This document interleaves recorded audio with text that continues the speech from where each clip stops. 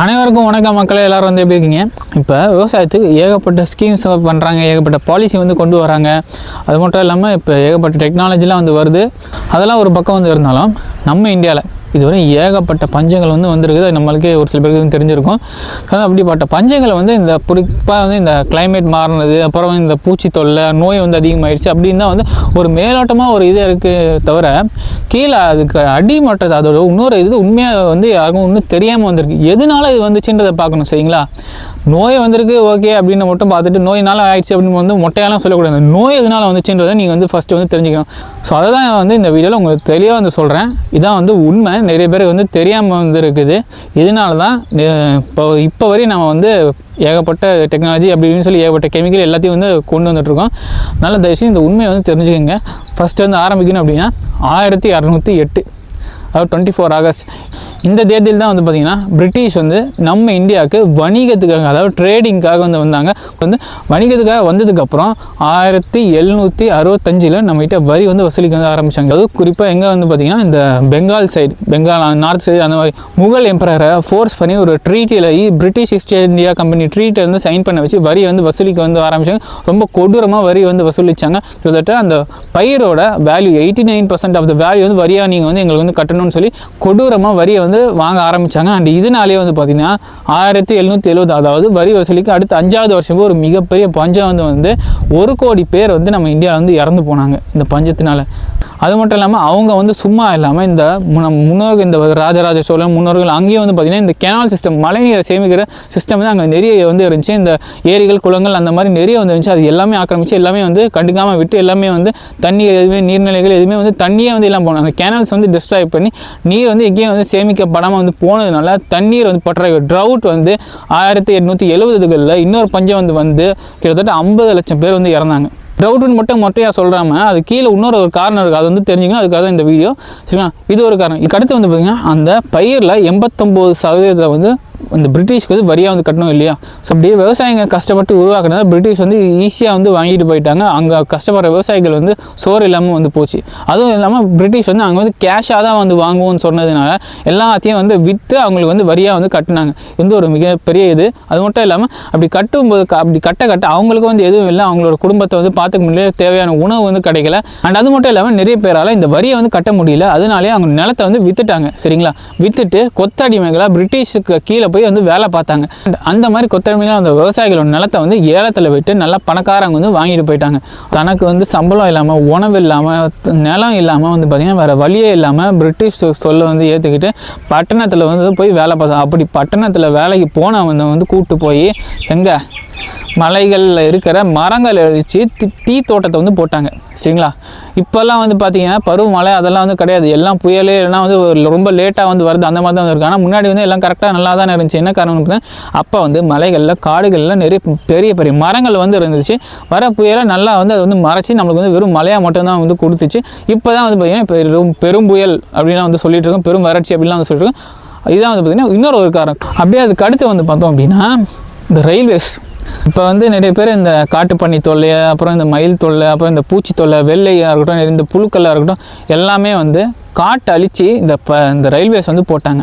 இப்படி இந்த காட்டை அழித்து ரயில்வேஸில் வந்து போட்டதுனால அங்கே இருக்க உயிரினங்கள் வந்து தங்க இடம் இல்லாமல் நம்ம விவசாயிகள் நிலத்தை வந்து தாக்க ஆரம்பிச்சிது. அதுவும் இல்லாமல் அது வந்து வரி வசூலிக்கிற டைம்ன்றதுனால வந்து பார்த்திங்கன்னா கிட்டத்தட்ட ரொம்ப பெரிய ஏக்கரில் மோனோகல்ச்சர் ஒரே பயிரை வந்து போட்டதுனால இந்த பன்னி தொல்லை, இந்த பூச்சிகள் தொல்லை ரொம்ப அதிகம், ஒரு மிகப்பெரிய பெஸ்ட் அவுட் பிரேக் வந்து ஏற்படுத்திச்சு. அண்ட் இந்த மாதிரி காட்டை அழித்து இந்த மாதிரி மற்ற உயிரினங்கள் வந்து இந்த விவசாயத்துக்கு வந்ததுனால இதனால ஒரு மகசூல் இழப்பு ஏற்பட்டு 1890களில் இன்னொரு மிகப்பெரிய பஞ்சம் வந்து கிட்டத்தட்ட இதுலேயும் 50 லட்சம் பேர் வந்து இறந்தாங்கங்க. எத்தனை பேருக்கு இங்கே வந்து தெரியும்? சரிங்களா? எல்லாமே வந்து மேலோட்டமாக ஏதோ ஒரு ட்ரவுட்டு, ஒவ்வொரு மழை, நல்லா நோய், ஏதோ பூச்சி அப்படின்னு சொல்லி மேலோட்டமாக தான் பார்க்குறமே தவிர கீழே இருக்க அடிமட்டமான உண்மையான ரீசனை வந்து யாருமே வந்து பார்க்குறது இல்லைங்க. இதாங்க உண்மையான ரீசன், இதாங்க நடந்துச்சு. சரிங்களா? தயவு செஞ்சு தெரிஞ்சுக்கோங்க.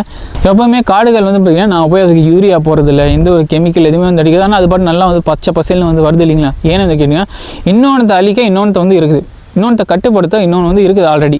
அந்த ஃபுட் செயின் வந்து சொல்லுவாங்க, உணவு சங்கிலி, அது வந்து அங்கே வந்து ப்ராப்பராக நடந்துகிட்ருக்கோம்.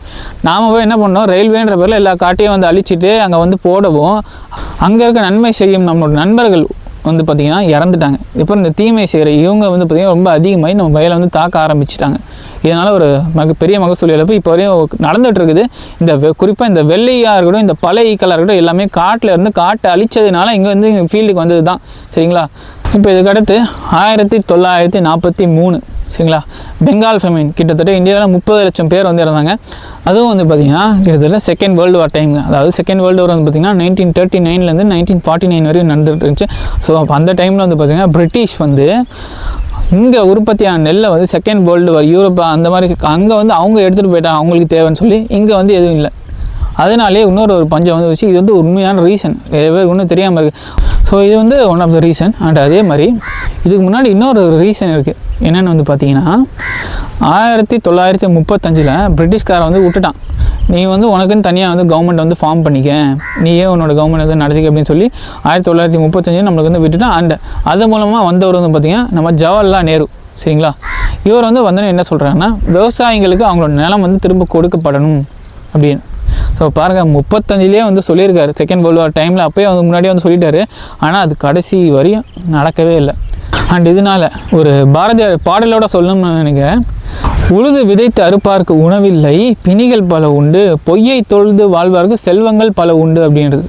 அது என்னென்னு வந்து கேட்டிங்கன்னா, அங்கே வெயிலில் கஷ்டப்பட்டு உழைக்கிற விவசாயிகளுக்கு வந்து எதுவுமே வந்து கிடைக்காம பொய்யை தொழுது இந்த பிரிட்டிஷ்கார மாதிரி இருக்காங்களா, அவங்களுக்கு வந்து அவங்க நம்ம விவசாயிகள்கிட்ட வந்து வரியவையும் அவங்கனால செல்வங்களோடு இருக்காங்க. பிணிகள் பல உண்டு. அதனால நம்ம விவசாயிகள் ஏகப்பட்ட இந்த பசி பட்டினி அதனால வந்து வாடி நிறைய பேர் வந்து இறந்தாங்க. இதுதான் பார்த்திங்கன்னா இது அழகாக 1921 பாரதியார் வந்து சொல்லிட்டு ஒரு அழகாக ஒரு பாடலில் வந்து சொல்லியிருக்காரு. அண்ட் இன்னொன்று, இப்போ 1947 வந்து நம்மளுக்கு விடுதலை கிடச்சதுக்கப்புறமா 1949 இந்த ஜமீன்தார்ஸ் இவங்களை வந்து கம்ப்ளீட்டாக அதை அபாலிஷ் பண்ணிட்டு இன்னொன்று லேண்ட் சீலிங் ஆக்ட்னு வந்து கொண்டு வந்து விவசாயிகளுக்கு அவங்களோட நிலம் வந்து திரும்ப கொடுக்கப்படும்னு வந்து ஒரு சட்டத்தையே வந்து மிகப்பெரிய சட்டமே வந்து கொண்டு வந்தாங்க. ஆனால் அது கடைசி வரையும் நடக்கவே இல்லைங்க. அண்ட் ஃபைனலாக நான் வந்து என்ன சொல்லணும்னு நினைக்கிறேன்னா, இப்போ பார்த்தீங்கன்னா சுகருக்கு வந்து நம்ம இந்தியா வந்து தலைநகரம்லாம் வந்து சொல்கிறாங்க. அந்த அளவில் குறிப்பாக இந்த பெஸ்டிசைடு ரெசிடியூ அந்த ஃபுட்டை நம்ம வந்து சாப்பிட்றதுனால நம்ம உடல் உறுப்புகள் நிறைய குறைபாடுகள் வருது, டிஸார்டர்ஸ் வந்து நிறைய வருது. அதே மாதிரி இதனால் மாடுகள் கூட வந்து பாதிக்கப்படுது.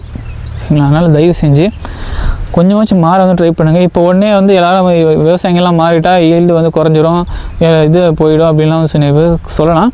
அது வந்து கரெக்டாக தான், நான் வந்து இல்லைன்னு சொல்லலாம். ஆனால் உங்களுக்கு தேவையானதை நீங்கள் உற்பத்தி பண்ண ஆரம்பித்தா கண்டிப்பாக அவங்களால வந்து சாதிக்க முடியும் இல்லைங்களா?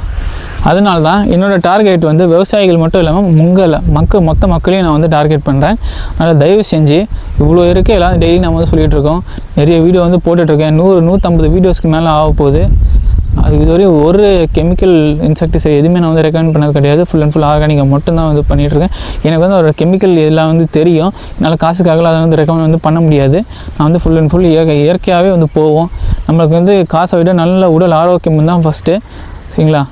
அதனால் தயவு செஞ்சு இயற்கைக்கு மாறி நல்லா இருங்க. அண்ட் இதே மாதிரி நிறைய விஷயங்களோட உங்களை அடுத்த வீடியோவில் சந்திக்கிறேன். நன்றி, வணக்கம். அழகா மனதை அதன் போக்குக்கே விட்டுவிட்டால் அதற்கு காட்டு யானை பலம் வந்துவிடும்.